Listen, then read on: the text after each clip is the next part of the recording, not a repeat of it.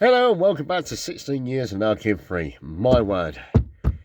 I must admit, I've got to get down and start this, my thoughts on Scotland, or in Scotland, on Scotland. It was 3 months of being around there, my word. It was a long, long time. Well, I might as well do it, after spending the last, since Sunday through today, which is Friday, and I've spent a total of £70, and that was on fuel and food that I've had. So my bolognese, my noodles, and everything else like that, and the water I got for free, obviously, because you just hunt around them bits. I finally thought, you know what, sod it, I'm getting into a hotel. So I've got a hotel, and I'm waiting to get booked in. I've booked my room, I just can't get into the room yet. So I thought, well, here I am. I might as well, check it out. And after being sober for the last God knows how many days, I've had a pint. And don't worry, I'm not drinking and driving. I'm actually outside the pub. They said it's okay. Everybody knows that I'm checking in and everything like that. So don't worry about it. But yeah, my thoughts on Scotland. I love the place. I really, really do love the place so much. If you're getting into this and you got to this part, pause, go make yourself a cup of tea, get some cookies, dunkers, make yourself something to eat, something like that. Just pause it now because I've got a funny feeling this is going to be a long video because I've got to try and explain 3 months of going around all of Scotland. And I mean pretty much all of Scotland. Fair enough, you've got the little islands down there. But yeah, pause it for a second. And welcome back. I'm not going to say that again. But how do I describe Scotland? A lot of people, to put it in one way, a lot of people said when I was doing Scotland, in the winter time, because I've done it from November, well, basically the start of November to the start of February, I was in Scotland. And everybody said, oh, what a time to, come and, view Scotland.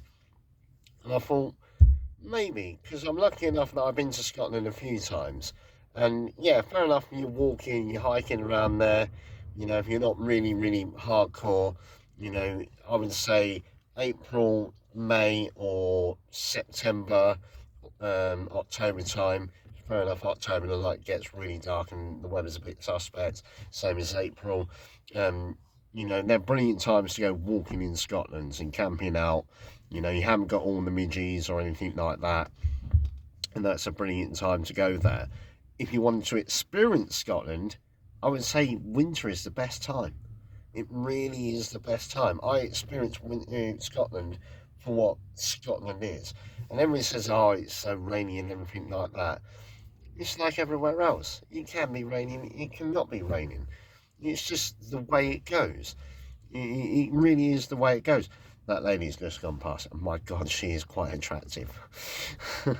No, I'm not in the pool or anything like that. She's just a very attractive lady. But yeah, it is really just, if you want to experience Scotland and the Scottish people, go in the winter time. And that is, if you want to experience Scotland for getting out there on the hiking trails and everything like that, spring or autumn. And that's what you want to do. So I must really get into my experiences of travelling through Scotland on this adventure.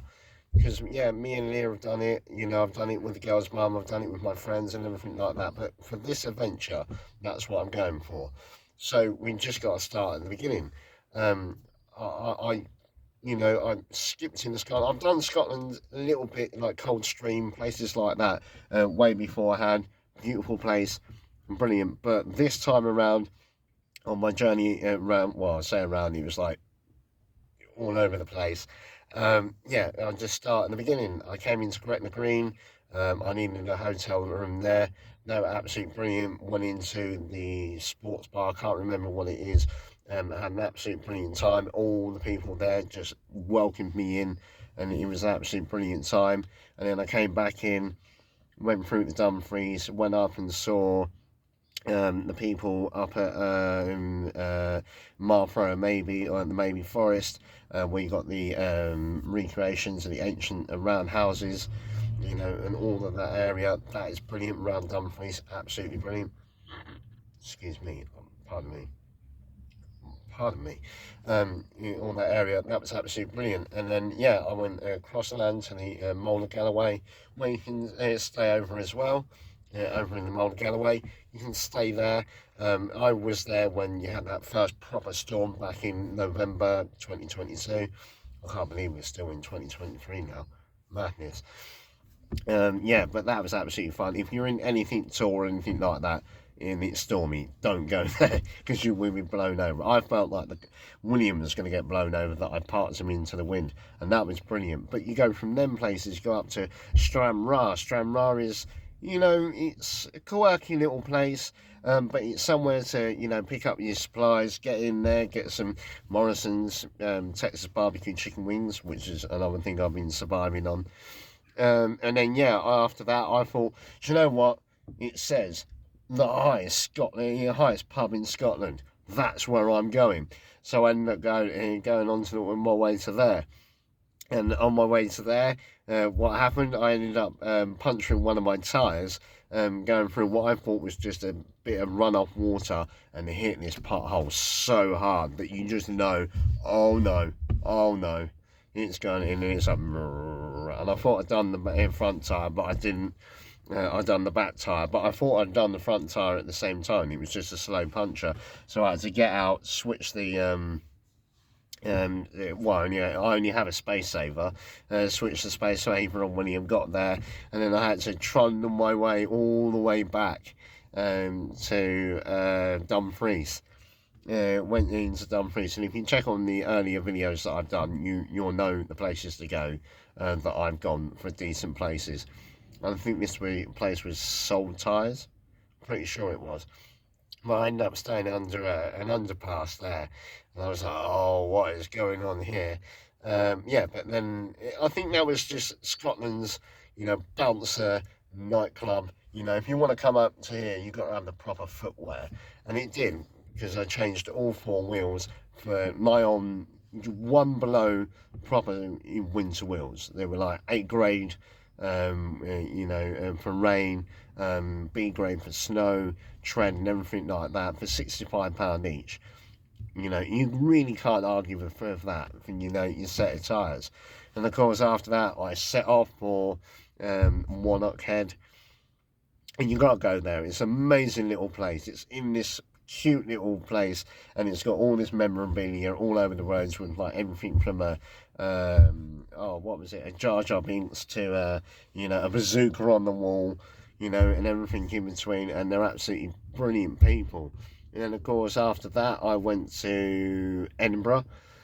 I'm not a city person. I don't like crowded places, I must admit. But it is a beautiful place to go and see what's going there. And there's a little reserve, national park on the edge of it that you can stay in. And I thought that'd be overcrowded, but it really wasn't. And that was on like the tail edge of like the tourist season. It really wasn't, which was quite cool for that. And then after that, I thought, well, I'm shooting out of Edinburgh, I'm getting like out the way. So I ended up shooting straight across upwards. And I thought, I stayed there at a campsite. It was an okay campsite. And I ended up at, like many a time on these adventures, I ended up at a birthday party. And one of these things, when you're travelling around, wherever you are, you'll end up in birthday parties. And I always think, oh, well, I better stay out. But no, and of course, the birthday party. So I think this was an 18th or a 21st or something like that. They ended up joining me in, and I ended up there. And of course, got too drunk, which has happened so many times on this journey. Take a swig of my cheers to getting drunk on journeys. Yeah. And then after that, I ran out of gas. That was the point. I ran out of gas because I was trying to cook, so I ended up coming across. I could have gone back into Edinburgh, but I thought, no, sod that. And I ended up going back over. I went not back over. I went over towards Glasgow. Got to go outdoors, and I had to swap I've got a Calagas now, and I had to swap over from the other one that was a tiny little bottle because I didn't have any. And I was like, all right then. And she, lady, and I think she's called Lady with Ink or Girl with Ink. Some ink. She's on Instagram and she does amazing diagrams. Pencil full of lead. That's it. That's what she's called. She does amazing diagrams of people's adventures. So check her out on their Instagram. And then after that, I had this amazing journey up along the West Highland Way. And the weird thing was, it was the first ever time. I've done the West Highland Way 3 times before. I've done it with my friend Colin, and then Colin, the girl's mum, and me. And then the last time I've done it was me and my youngest Leah. But I've never driven it. I've never ever driven it. So to drive it was really weird. And I got myself lost, of course I did, I know where I'm going. No, you don't.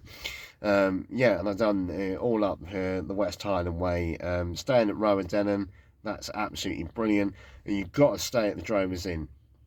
You've got to. It don't matter what time of year you are. It's meant to be, Scotland's most haunted pub. But when you walk in there, you get such an experience that you feel almost like it is the most haunted pub. But it's just so friendly and you feel so well. It's one of them places in Scotland you've got to go to. Absolute madness. And then, yeah, after that, I went all through up to Fort William. And then from Fort William, I had this amazing pass that takes you up to the Isle of Skye. And if you're, someone that stays, or you're traveling around and you're staying in your vehicle, there's quite a few places there that you can literally just park up. You just you just park up there, and you're just in amongst this mountain range, and it's absolutely beautiful.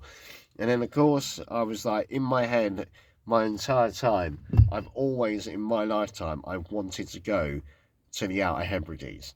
I really want to do that. And I couldn't go from Old Barn, because during the summer months, during the winter months, they're all shut down. But I noticed that you can go from Urich, and I actually phoned through, and I knew that you can go from Urich. So I travelled all the way up, stayed at Portree, and if you go into the Isle of Skye, Portree is a really good place to stay. Don't stay down in the town.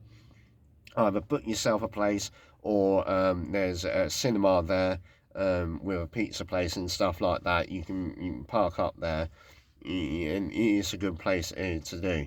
And I went from Portree to Urich, and Urich is just a lovely place. I wet the throat.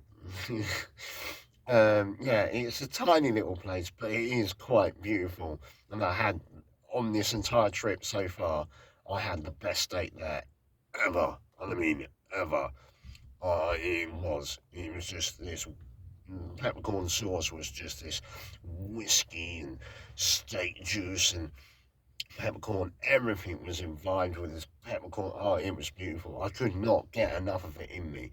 And I don't really eat a lot, and I really couldn't get. And then, of course, the next day, I headed off to the Outer Hebrides. And the outer part of the Outer Hebrides really, really does, live up to its name. It is out there. I went from Urich to Tarbert. And when I got off from Tarbert, I thought, well, I'll go over to Stornoway, because that was the nearest campsite that I thought was open. And then I travelled through this mountain range after mountain range. I thought, wow, this place is really there. And then I got into Stornoway, and then the campsite wasn't open. I was like, oh, I'm really, I'm crap out of luck here. I really am. I need somewhere to stay. I'm not staying in the town. So I thought, right, Sonny, it's only a little way up to the top. There's places to stay up there. And as you come out of the Isle of Harris, where Tarbert is, into the Isle of Lewis, woo, there's a change. You go from mountain ranges to looking like you're on the moon. It's just out there, just nigh on flat. Not as flat as the Romney Marsh, but flat. And there is just nothing about, absolutely nothing about whatsoever. Nothing. You know, you'll think you're really, really, really out there. And I finally managed to find a place there, and it's a bit expensive. It was like about £25, but you got a toilet, your shower, and everything like that. But in the winter months, you get what you can get. And then, of course, I went up to the very top, and you feel just so out there. You know, when I was at the very top, I was closer to Iceland than I was London. Yeah, that's how far out there it really is. And my word, and it really does feel it. And in the summer months, apparently you can see all the wildlife, but I was there in the winter months, so I didn't see that much. And there's a little place there that actually done my favourite crisp called beef and onion tato. T T A TATYO, I think it is tato, tato. Yeah, beef and onion. I absolutely love them. They actually done them. That's how far out then. The only other place I've known them to happen is in Ireland, Southern Islands, that is. And then, of course, yeah, I came back down south, and it was on a Friday. I went into Stornoway, I booked a hotel. Do not, and I do repeat this, yeah, do not book a hotel in in the Outer Hebrides. Don't. They're really expensive, and you're not going to get what you think you want for the money. Yeah, just don't. Whether it's food or anything like that, just don't. Just don't do it. Just don't. But on the other hand, if you go out there for to the pubs on the weekend, ooh, you're going to have a great time. And up in this, I think it was called the McNeil's Bar, and yeah, there was what they call a Lewis band, you know, with the accordion, young bloke on the guitar in this place, and they lifted the roof off. I mean, it's the most drunkest I've been, but it's the happiest time I've been. I mean, everybody was out there. It's brilliant. I've got videos of it if you want to check back on my YouTube. 16 years and now kid free. It was just absolutely amazing. Just really, really just out there. The music, the vibe, the atmosphere, it was just absolutely brilliant. And then, yeah, it was that bad that I ended up keeping in William by Gary's Bridge, which is the road to nowhere. You'll know it when you go over there. You'll just know it for the rest of the weekend because I weren't moving at all. You know, I just really weren't moving. I had the hotel, I parked up there, and that was it. I was not moving. And then after that, I got the ferry from the Isle of Harris down to the island of Uisk. And if you think it's remote on the Isle of Harris or, excuse me, or Lewis, when you get to Uisk with the U, that is remote. You know, that is just out there remote. I mean, the further south you go, it just feels like you're driving into the middle, you know, of absolutely nowhere. But if you're there, there's the big town there, and there's a bakery, a little bakery. It looks like a house, and it is a house, and the downstairs part is the bakery, and she does meals and everything like that. If you're on there, go to that lady. She is a brilliant, lovely, just a lovely lady that cooked me my lasagna, and even though she sold out of all the rest of the lasagnas, she said she'd keep my lasagna off to the side, and she did. And that was after driving all the way south. And when you get to that part on the single track roads, you know, after being scared to death, God knows how many times, and you come back up again, you know, and you get that lasagna, and it was a really home cooked lasagna that you can feel really, you know, more. It was absolutely beautiful. It is absolutely brilliant. And then, of course, after that, it was time to come back to the mainland. And then when I got, where did I come from? I went from, I can't remember the name of it, but it's on the east coast of the Isle of Lewis, right at the top of it. I can't remember the name of it. I'm terrible for remembering names.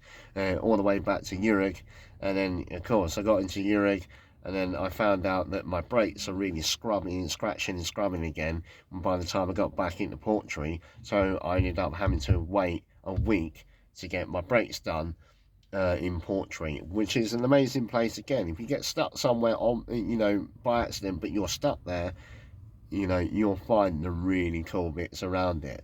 And then, of course, what happened while I was there, literally the day that my brakes are meant to be that what they did get done by that day, but the day that the brakes were getting done on William, it started snowing, and boy did it snow, and that turns into a whole different adventure from when I got onto the Isle of Skye and back onto the mainland. Right, there's 20 minutes. That's part one. I'll do part two at some point. But I hope you enjoy my experience of Scotland so far, and that's only the west coast. Well, and a little bit of the east coast with Edinburgh. But other than that, like I always say, take it easy, keep adventuring, and love you, bye.